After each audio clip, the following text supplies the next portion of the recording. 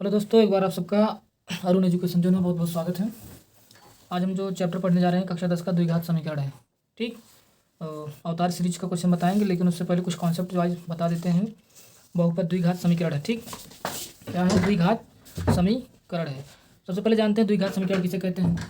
तो द्विघात समीकरण को पढ़ने से पहले हमको पढ़ना होगा बहुपद क्या होता है। ठीक, तो बहुपद हमने पीछे बताया है। बहुपद ऐसे बीजीय व्यंजक होते हैं जिनमें चर राशियों की घात धनात्मक पूर्णांक या फिर शून्य होती है, अर्थात ऋणात्मक घात नहीं होनी चाहिए, ऋणात्मक पूर्णांक नहीं होना चाहिए। उसे क्या कहते हैं? बहुपद कहते हैं। बहुपद को किससे प्रदर्शित करते हैं? पी ऑफ एक्स से। P of X is equal to A0 कितना? A0 x1 A1 into X plus A2 into X की स्क्वायर डॉट डॉट करके AN एक्स की पावर n तक। ठीक, इसे ही क्या कहते हैं हम लोग? बहुपद कहते हैं। ठीक है, क्या है हमारा? ये बहुपद है। इसी बहुपद में देखो, बहुपद में एक इक्वल का साइन है कि नहीं है, अर्थात तुल्यता का साइन है। क्या है? तुल्यता का साइन है। इधर पी ऑफ एक्स लिखा है। ठीक, अब अगर बहुपद की घात के आधार पर देखें तो बहुपद कितने प्रकार के होते हैं? कई प्रकार के होते हैं। ठीक ठीक, बहुपद की घात, तो बहुपद की घात किसे कहते थे? चर पद की अधिकतम घात को क्या कहते थे? बहुपद की घात कहते थे। ठीक, तो बहुपद की घात के आधार पर बहुपद कई प्रकार के होते थे। रेखीय बहुपद, द्विघात बहुपद। ठीक, तो हम यहाँ पे नहीं बताएंगे, सिर्फ आपको बताएंगे द्विघात बहुपद किसे कहते हैं। ऐसा बहुपद जिसमें चर पद की अधिकतम घात कितनी हो? 2, उसे क्या कहते हैं? द्विघात बहुपद कहते हैं। जैसे यहाँ देखो लिखे हैं कि नहीं लिखे हम? बिना दो बस वाला लिखा है ना, इसे इसे क्या कहेंगे? द्विघात बहुपद कहेंगे। इसे क्या कहेंगे? द्विघात बहुपद इसको बोलेंगे। ठीक, अच्छा, द्विघात बहुपद क्यों बोलेंगे? क्योंकि इसमें चर की घात देखो अधिकतम कितनी है? 2 है। ठीक है, और ये द्विघात बहुपद क्यों है? क्योंकि p of x equal to कितना लिखा है? A x square plus b x plus c. बहुपद को ऐसे भी लिख सकते हो, ऐसे भी लिख सकते हो। ठीक, अच्छा, अब हम पढ़ते हैं द्विघात समीकरण की परिभाषा। द्विघात समीकरण किसे कहेंगे? ऐसे द्विघात बहुपद जिसका दाहिना पक्ष क्या हो? शून्य हो। ऐसा द्विघात बहुपद जिसका दाहिना पद क्या हो? शून्य हो। अर्थात ऐसे बोल सकते हैं, द्विघात बहुपद का दाहिना पक्ष अगर 0 कर दें तो वो क्या हो जाएगा? द्विघात समीकरण हो जाएगा। अर्थात p of x equal to a x square plus b x plus c बराबर 0 मैं लिख दूं तो यही बाबू क्या हो जाएगा? द्विघात समीकरण हो जाएगा। और अगर 0 ना करूं तो ये क्या कहलाएगा? बहुपद कहलाएगा। कैसा बहुपद? द्विघात बहुपद। आई थिंक यहाँ तक समझ में आया होगा कि द्विघात समीकरण किसे कहते हैं। द्विघात समीकरण ऐसे बहुपद हो, ऐसा द्विघात बहुपद होता है या फिर ऐसा बहुपद होता है जिसका दाहिना पक्ष 0 हो और उसकी अधिकतम घात कितनी हो? 2 हो। ठीक, अच्छा, अब जिस प्रकार से हमने पिछले वाले चैप्टर्स में,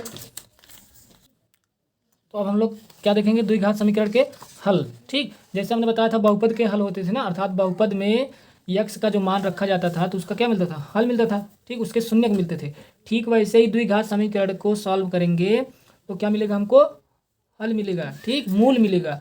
मूल मतलब यक्स के वे मान जिसके लिए वह द्विघात समीकरण क्या करेगा? संतुष्ट करेगा। ठीक, तो आइए हम देखते हैं यक्स के मान को कैसे निकाला जाता है। तो कैसे सॉल्व करेंगे द्विघात समीकरण को? पहला विधि क्या है? गुणनखंड विधि से। क्या करेंगे? गुणनखंड विधि से। इस विधि में सबसे पहले इसे द्विघात समीकरण को, ठीक, a x square plus b x plus c के से तुलना करते हैं। ये क्या है आपका? स्टैंडर्ड यानी मानक द्विघात समीकरण आपका यही है। मानक द्विघात समीकरण क्या है? A x square plus b x plus c equal to 0 से क्या करेंगे? तुलना करेंगे। अगर इस रूप का होगा तभी वह द्विघात समीकरण कहलाएगा। ठीक, तुलना करते हैं। ठीक, हालांकि उसमें ये बी वाला पद 0 भी हो सकता है।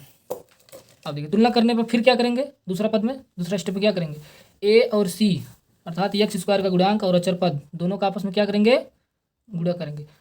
गुणा करके जो गुणनफल आएगा उसको निकाल लेते हैं। अब उस गुणनफल को पी और क्यू के गुणनखंड के रूप में इस प्रकार से तोड़ते हैं। पी और क्यू के गुणनखंड के रूप में इस प्रकार तोड़ते हैं कि पी और क्यू को जोड़ने पर किसके बराबर आना चाहिए? हो एक्स गुणांक बी के बराबर आना चाहिए।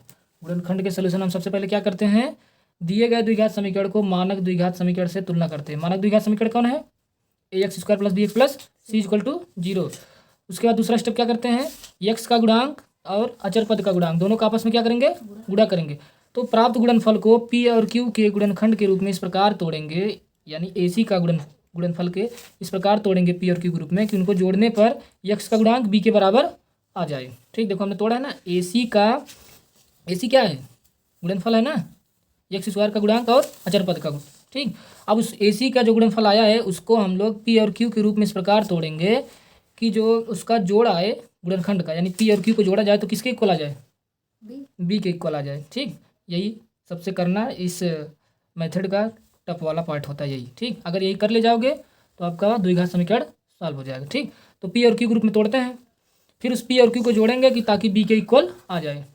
उसके बाद क्या करेंगे, पी और क्यू को मध्य पद बी के स्थान पर रख कर गुणनखंड निकाल लेते हैं। क्या करते हैं, पी और क्यू को, पी और क्यू क्या है, एसी का गुणनखंड है जिसको बी के स्थान पे रखना है।